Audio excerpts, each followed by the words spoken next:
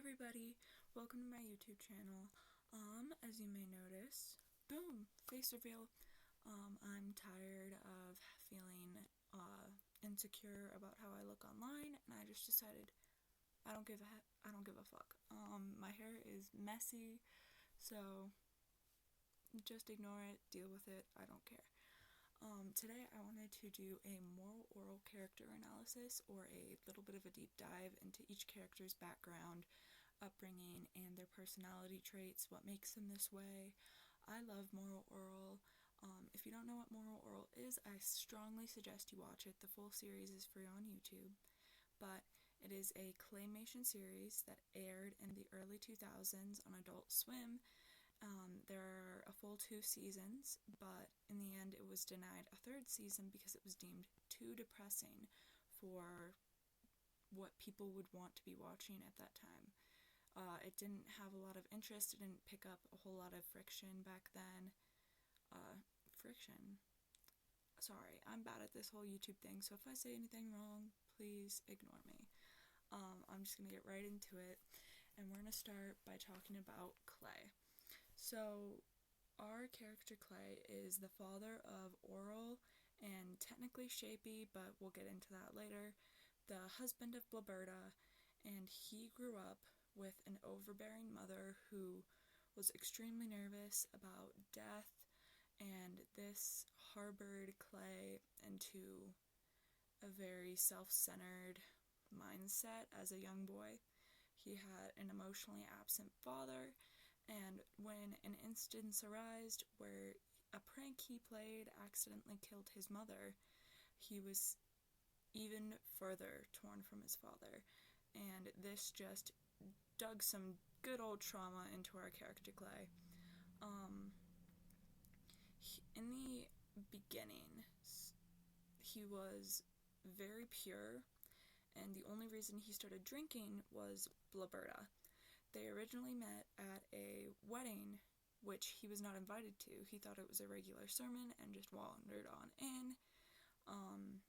And eventually she convinced him to go to the after party and got him drunk. And ever since then, he had become a extreme alcoholic. He was forced into this relationship with Blaberta. He was manipulated, I believe, because Blaberta wanted attention, she wanted to be loved. She got him very, very drunk, got upset with him, punched him in the face, and once he woke up with a stinging hangover, she convinced him to marry her after only knowing each other for about a day. Also, I want to say, spoiler alerts, if you haven't seen the series, please go watch it, it's great, but I'll continue.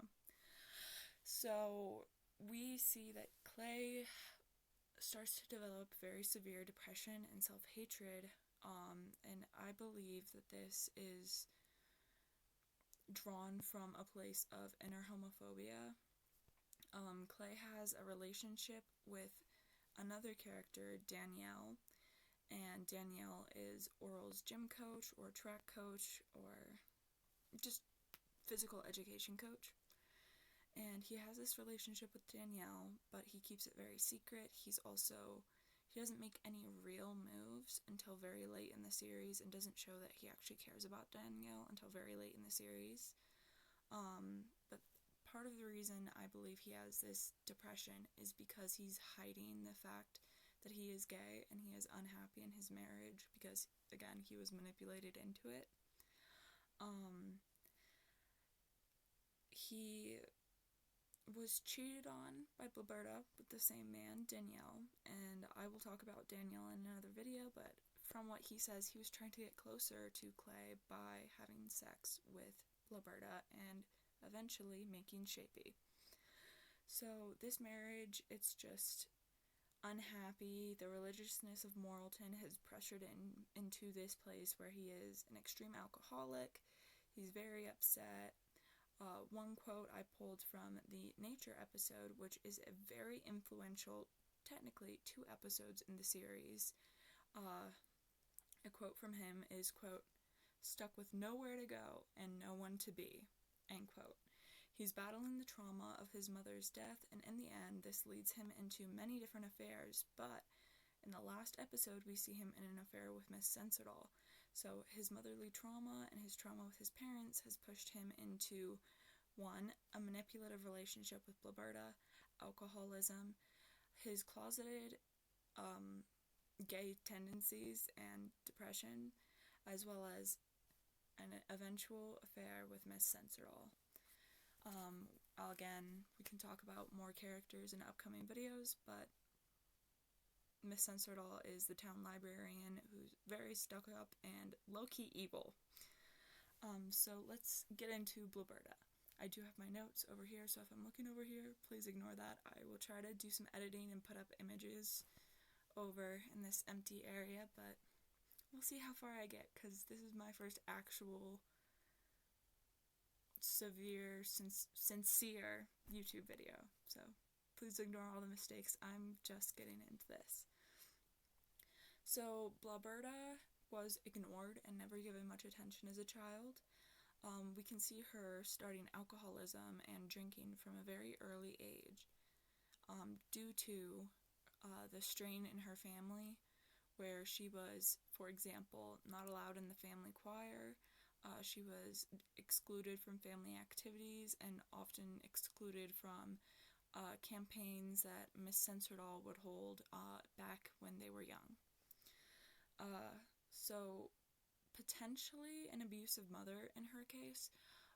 When we are watching the background episode for Blaberta, we are seeing that her mother is very overbearing and controlling, while her father is very shy, nervous, also struggling with alcoholism, and generally afraid of Blaberta's mother. We aren't given real names for these characters, I don't believe, but they are incredibly important to understand how Blaberta is shaped. So what Blaberta did is she forced Clay into the relationship due to lack of childhood attention, because she wanted to feel loved, and she wanted to feel like she was needed. She wanted to feel like she was helping. We can see that in the episode Help. She completely manipulated him into this relationship by saying, I'm here to help, I help you, it's better with me here, you need me, which is messed up, but I can also understand where she's coming from. She eventually develops this manic obsession with cleaning, that we see she's vacuuming curtains, she's like chipping up tiles and scrubbing under tiles and scrubbing all of the entire floor. She's going around, she's cleaning every single inch of the house. It's like an OCD type deal, but I don't want to completely label it that. So she's in this hostile and emotionally abusive relationship with Clay. It could potentially be physically abusive, but we don't really see that throughout the series. And this relationship and her yearning for love and acceptance caused her to cheat with Danielle, giving birth to Shapi. She's constantly craving love and validation, and I hate to say it, but we all can relate to her. Now let's move on to Shapi. So Shapi is a good representation of disability at a young age, and if it wasn't intended that way, I do believe it gets across that way. Shapi is, through the series, continuously on and off breastfeeding with Blaberta at age 7. He's unable to be weaned off breastfeeding, and this causes some problems within the family because Clay is jealous, Clay is frustrated. He quote unquote says, that child gets more action than I do. So you know how it goes. Shapi is kind of seen as a nuisance. He's always doing dangerous things and being completely ignored. He holds a BB gun to his eye. He tries to light things on fire constantly. Tickle, tickle, ow! Tickle, tickle, ow! If you know, you know. But Shapi is completely ignored, and when later in the series Block comes into play, he's also completely ignored, as they are two young boys with potential disabilities that Clay sees as an illegitimate child, which Yeah, he is, but you gotta love him. He's a sweetheart. That's really all I have to say about Shapi. There's not really much to go over. I mean, he's Danielle's kid. He's definitely showing signs of a disability, but that's really all there is to this character. It's not as developed as some of our other characters, but we love him. Now, our star child, our precious boy, Orel. So, in the beginning of the series, he's very bright, optimistic, and blissfully unaware. He's constantly trying to please God and his family, constantly receiving belt whippings from his dad for misinterpreting God's word, misinterpreting what he needs to do as a rightful Christian. He's very smart, but he's definitely constrained by his religion, and I mean that not in an offensive way to anyone who is religious out there, but you can definitely see it with Orel's character. He's incredibly intelligent, but he is trapped in a box that is Morelton, and he isn't given the opportunities to shine that he deserves. So throughout the entire beginning of the entire beginning of the series, he's incredibly bright, optimistic, a really bright ray of joy.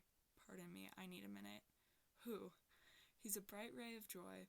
He brings everybody in the town lots of love. He's very caring, and he's seen as our main character. Now, as we get into nature, it's the same episode where we kind of see Clay have a mental breakdown. Orel's personality and his outlook drastically change. So, not to spoil, but also to spoil, the contents of nature is Clay and Orel go on a father-son hunting trip, and Clay gets perpetually drunk and shoots Orel in the leg on accident after raving and nagging him for a solid 5 minutes of the episode straight. And he shoots Orel in the leg, passes out after drinking, I believe it's isopropyl alcohol, something that you use to sterilize wounds. But instead of helping Orel, he completely drinks that and passes out.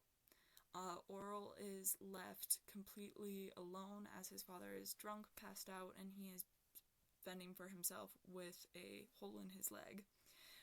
He ends up shooting a bear, and once Clay finally wakes up, this really stuck with me, but once Clay finally wakes up, he tells Orel, "Make me happy, son, tell me that you shot that bear," and Orel proceeds to tell him that, "No, you shot that bear, Dad." And I can see that this is marking a changing point in Orel because he no longer wants his father's approval. He no longer needs his father's approval, and he realizes how messed up his family really is. He realizes how unhappy Clay and Blaberta are together. He also gets a very in-depth look at Clay's alcoholism and how it has affected him and turned him into a bad father and a bad husband. He sees how unfair his situation is and how people in Morelton aren't happy and how they are living their lives and not really enjoying any of it. And this episode is where we see that drastic shift from extremely optimistic, bright, and happy to pessimism through the rest of the series. And then after this episode, we get a lot of episodes introducing different characters and previously background characters coming to the forefront. And I think that that is great for the show. It really adds a little extra oomph to get to see all of these different perspectives.